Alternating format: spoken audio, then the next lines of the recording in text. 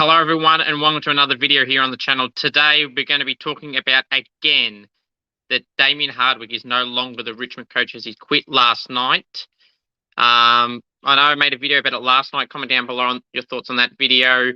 And now in this video today, I'm going to reconfirm the news, but obviously talk about his press conference today and what he said and what my thoughts were on it. Basically, obviously, he confirmed his departure, that his departure was... Yeah, actually, before we do that, smash that like button, guys, if you haven't already. Turn on the bell for all notifications. I'm aiming for 20 likes for this video. Subscribe if you haven't already.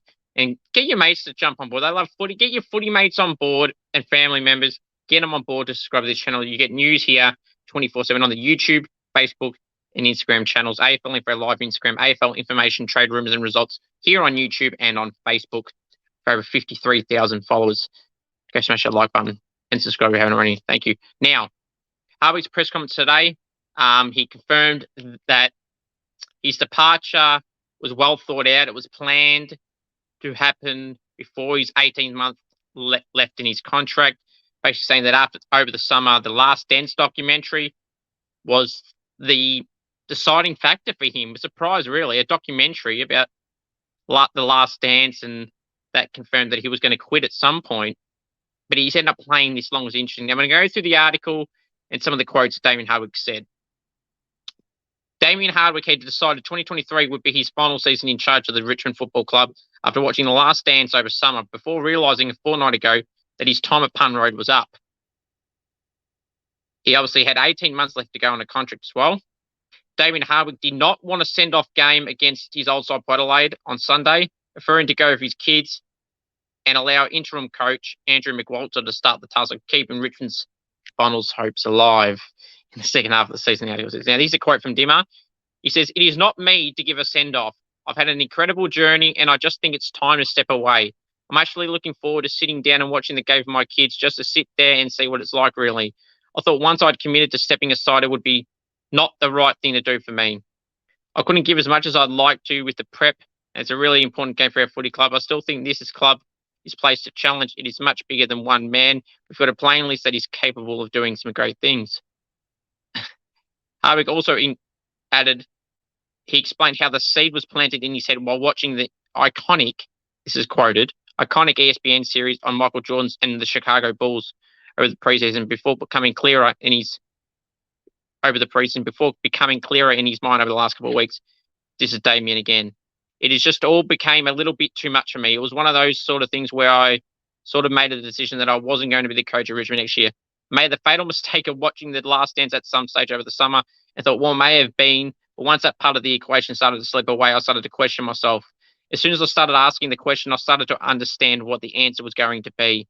The best thing for myself was to step aside. If I couldn't give 100%, there was no way I was going to coach this footy club. It gives this footy club the best opportunity to find the next coach."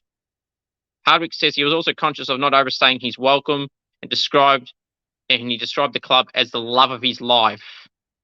He also says, "In all honesty, I would rather leave too early than leave too late. The club means so much to me and I want to make sure I leave the game loving the game, not resenting the game. Also want to make sure I leave this place with the best feelings. I came here seeking silverware, but the reality is I walk away thinking how great the journey was. I walk away incredibly happy." He also added that he contemplated resigning after the win over Geelong in round 9 and knew on Saturday night that his time was up, regardless of the results. So it had nothing to do with Essendon fans. The club, inside the club, apparently knew that something was up when on Saturday night after the game, they start planning for the week's game, and he didn't immediately start planning for it at all. Hardwick departs as Richmond's longest-serving coach, having coached 307 games since taking over the role for the 2010 season. Now, will Hardwick coach again? Here's a message here. Hardwick said he would take some time to reset and refresh before contemplating returning to the coach's box in the future, looking at options far and wide to recuperate. He says here, and I quote, "I'm just looking forward to a break. It's been an incredible journey for 13 or 14 years, but it is very consuming. The job as an AFL club coach is very, very tough. Don't get me wrong, I love it to death. But the fact of the matter is I just need a break and I'm looking forward to that." Now, what do I think of all this? I feel he may coach again. The Gold Coast job has been up in the air still for Stewie Dewey. I feel bad for Dewey, but this could be an opportunity for Hardwick. If he wants to go there, I think Richmond, Gold Coast will depart with Dewey. With Ken, what's going to happen with Ken? Does he want to coach his old club, Port Adelaide, that he played at? Timmer, that is. Then was Hardwick. What happens to Hinkley? The Power going terrific. It's just something they need to keep an eye out on. Guys, what do you think of this news? Who's going to be the new coach? Interim coach Andrew McWalter for the rest of the home and away season? Will they go for an untried coach like McWalter, depending on how he goes? Will they go for a Brett Ratton if Clarko comes back? Like, what do you guys think they're going to do? Send off in the comment section below.